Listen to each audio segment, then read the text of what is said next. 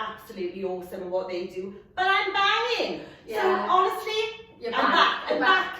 Don't worry, I'm back. And we're all talking about mindset today. So yeah, I mean, we have a bit of an expert here on it. I am an expert on it. So yeah, sorry Helen, sorry Adam, but this is my thing.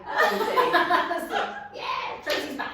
So we kind of have a theme going alongside what we're doing in the Get Your Vibe page and also the Sunflower community. And mindset is our topic of the week. I think this is so crucial. It's been so crucial for my health and well-being, changing my mindset. And I think the first thing you have to do is awareness. It's everything mindset, I think, and being aware is the first step. Yeah, and with all the other topics that we've talked about, I think we always say initially, being aware of what you're doing, being aware of how you're thinking. But being aware of how you feel is the first step for mindset, isn't it? To put yourself into that good mindset. And I think being aware of like your thoughts, totally. thoughts and your feelings really, because they're all interlinked. But we can have we're both very kind of positive, happy people, and you know when you see us in work, very often you know we try to encourage people, we try to lift people up, lift their mood.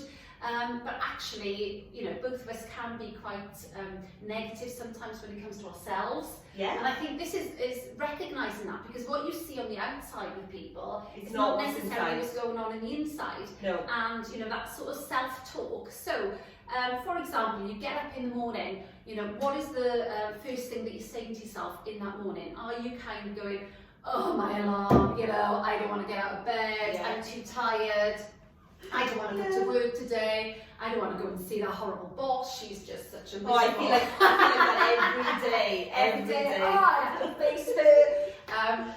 So, you know, what are you saying to yourself? Are you then going from, ooh, I don't want to get up, etc., to I've got a million things to do today, and then you're running around in your head about, oh, I've got to do this and that, and I've got to get to the shops so I can pick that up for tea, and I've got that meeting with that person, and oh, I'm dreading that meeting, or I'm dreading that presentation. You know, if you start the day like that, that's how it's going to go. Yeah, you're setting the tone. Yeah. You're setting the tone before you start it, and then you know, things that happen. So if you are on your way to work, if you are fortunate enough to be getting out of the house and going to your place of work, then you know, somebody that cuts you up, or something that happens, you know, maybe somebody's not driving the way that you think they should, that annoys you. So you handle it in a completely different way. So what I found is, because this is my typical morning, I would wake up and my brain would just going 10 to the dozen of just, what am I going to do? Right, going to do this, going to do that. And you just don't stop. And then if something goes wrong in the morning, and I've got 2 teenagers, so most mornings, you know, there's issues. Yeah. And so, but if you learn how to let that go and keep yourself in that positive mood, my experience and is in completely the moment different as well, isn't it? Yes, very mindfulness. Keeping in the moment, so you're not, your mind isn't wandering, because otherwise you get to work and you kind of feel like you've already done a day's work before you get there. I've done that so many times. Well, you get to, both of us have on loads of occasions gone, I'm worn out before you even start, you know. But I think what's really important for me, I kind of now make sure that I get up earlier than what I used to. So I get up half an hour earlier. I try and do a little bit of meditation or a little bit of breathing first thing, just to kind of set the tone and kind of calm me down, you know, and make sure that I'm kind of nice and in that sort of mindfulness place. And then, you know, by having that extra time, you also then not rushing so much. If there's something unexpected, like, you know, you've got to go and defrost the car, like I had to this morning, or the kids have just, you know, I haven't done my homework, or I need to take this into school, at least you've got that time, and then you're not rushing. But staying in that moment is so key. So if your mind is wandering, you're already getting stressed, you're already getting that kind of fight or flight mode before you can start. You are almost in a little panic before you know, I've driven into the car park some mornings and gone, and breathe. Because I'm just so, you know, with my children, I've left my school shoes down Dad's. You know, I've got to drive to Bridgend to come back on myself to, but I have changed how I deal with things, and I do get up, I think probably about half an hour earlier as well, and I have that coffee on my own, let the dogs out, that little bit of time on my own time, before you wake them up. Chaos.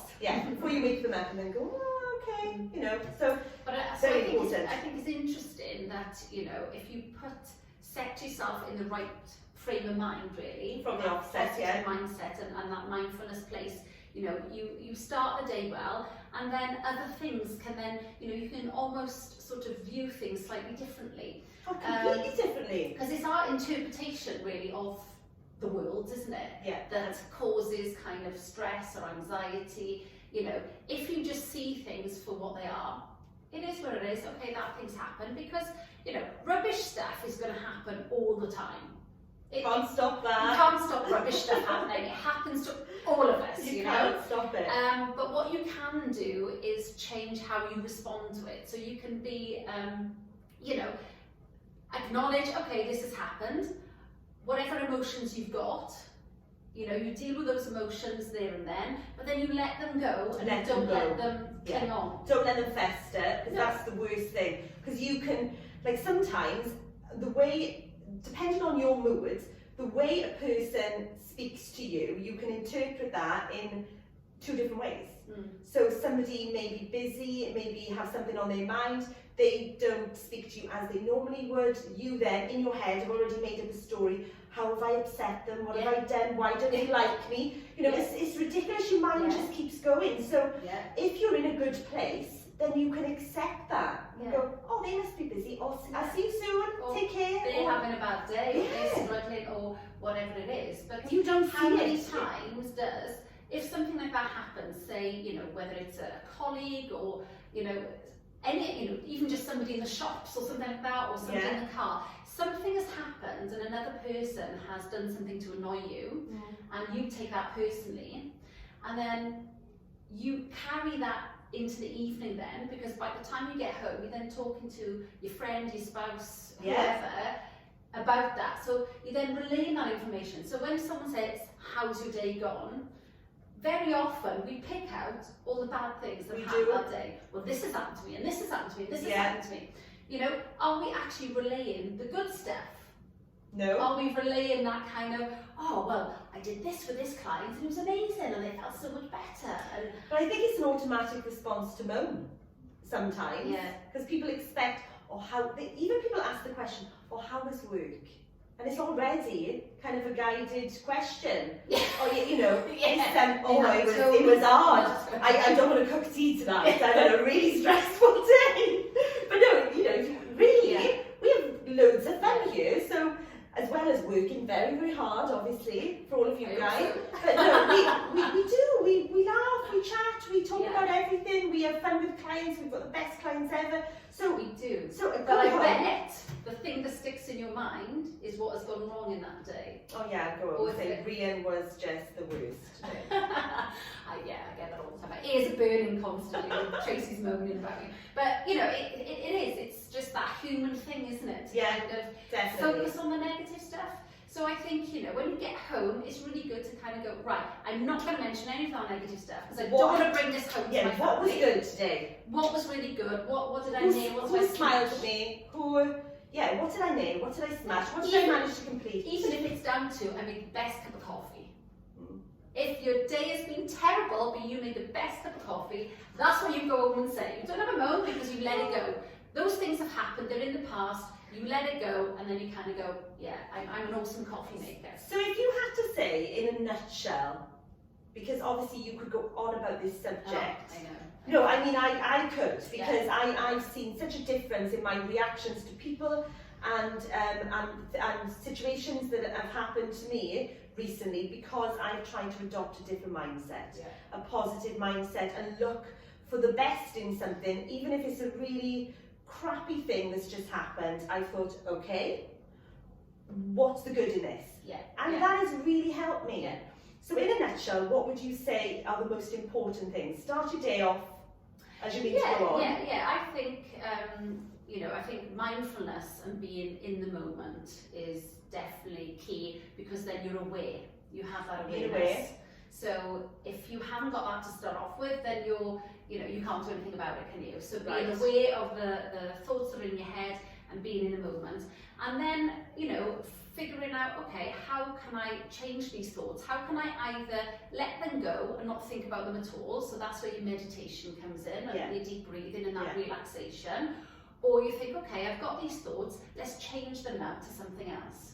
So when things happen, and you know, so instead of like looking in the mirror going, oh, my bum looks big in this, go, yes, you know, I'm looking awesome today, look at that, I'm looking fine, and change it, because, you know, if we can't say positive things to ourselves as well, how are we going to put it out there? You know, and that affects your family, like, you know, everything. How you are, your work is through. Your work, your family, like my children have changed 100% with regards to my attitude, because it would be shouting and how can you forget your shoes when you go to school? What is wrong with you? Whereas I'm just like, I'm sure it's rather louder than that. I'm sure that's no. just a quieter version of your shout. Very, very quiet. You know, sometimes, you know, literally, they can be hard work. I literally want you to open the car and just go out, just in the middle of the street. But then, now, I still have those days, but I think, okay, I just breathe, I just pull it all back, and I think, okay, this is all going to be over in a minute. I love you, have a lovely day, and he's still speaking to me, and I'm shutting the door. Right, bye, I've got to go. So, you know, because I want that stress gone. Yeah. And then I turn up the music on the way to work, and I sing all the way, and that's what I do. Yeah. I get in a good... Oh yeah, I mean, things like that are perfect for, you know, changing... changing mood. Yeah, changing mood, definitely. But I think, you know, what you said is absolutely true, and I think, you know, there's so much that we can do, and we're so empowered, and we have so much control. It's up to us how we feel. Not over how we feel, but how we think. How we think, sorry, yeah. Yeah, but both are interlinked. Yeah. What our thoughts are dictates how we feel inside. So ultimately, you can change it. That's the biggest thing. You can change it. Yeah. Just because you think, oh, I feel awful, you know, we're choosing to feel that way. Yeah. Let's try and think, okay, why do I feel like that? How can I change it? And do you know what as well? Don't write off the day because of it either. If the day starts badly, don't then label the day, judge the day, and go, I'm having a bad day, it's a bad day, and so you know the rest of the day is going to be bad. That just totally reminded me of a diet. So you're on a diet, I'm on a diet every Monday, and then it's gone by Wednesday. So you start at the gym now as well. And I'm in the gym, look at that. So you'll start a diet, and then you'll do something naughty, and you think, oh, I might as well go right off the wagon now then. I'll have a wine now as well then, and I'll have that chocolate biscuit. But if you're sensible, you just go, okay, I did that, and that's fine. I enjoyed that, and now I'm going to carry on plan, on course. So, it is very similar. Yeah, but I think from you, just having that kind of, you know, being non-judgmental and not criticising yourself for things that have happened. So say, you know, you haven't done what you're supposed to do with your diet, so you don't then say, oh, well, you know, I'm a failure because I haven't done it, and you don't judge and go, well, today's a bad day now because of, you know, you just go, I really enjoyed that chocolate bar, or that, what do you sometimes have your chips with? That's the secrets out. Secrets out. That's the secret. That's when Rhi isn't in on a Friday, and we have sneaky chips. Sneaky chips from down the road. Sneaky chips on a Friday. I think we are though. So to sum it up, I think we've got to finish off, haven't we? But I think we are our biggest critics. And we really need to. I'm loving this whole being kind to yourself. You know, self-care, all of that. Love yourself. So this weekend, we just want you to love yourselves, be kind to yourself, and just, you know, do all the things that you enjoy and fill you up. And no negative talk. Okay? No negative talk. You're amazing. Nice We think you're amazing, so you need to know you're amazing too. So have an amazing weekend. Bye guys. Bye, See you guys. next week. Bye.